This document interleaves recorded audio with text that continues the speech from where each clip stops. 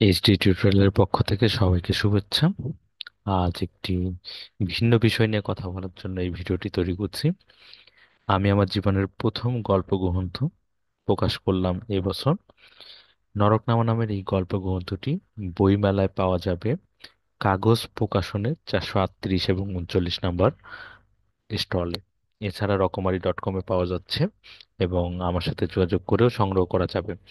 মূলত এটি আমার প্রথম গল্প গ্রন্থ, যেখানে আমার বিগত বিশ্ববিদ্যালয় জীবনে মোটামুটি বিগত 14-15 বছর ধরে আমি যে সকল গল্পগুলো লিখেছি সেগুলো থেকে নির্বাচিত 9টি গল্প এখানে আছে।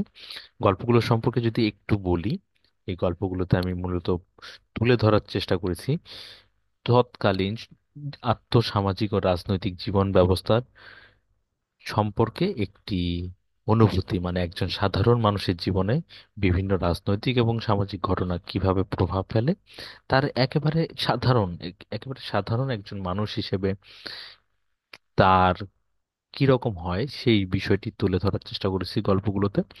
আশা করি এই গল্পগুলো ভালো লাগবে। তো কেউ যদি এটা সংগ্রহ করতে চায়, আমার আহ্বান থাকবে গল্পগুলো সংগ্রহ করে দেখতে পারেন। এই যে 9টি গল্প রয়েছে, নরকনামা নামের এই বইটি আমার প্রথম বই। সেক্ষেত্রে আমি আশা করব আপনারা বইটি সংগ্রহ করবেন। সবাইকে অনেক ধন্যবাদ।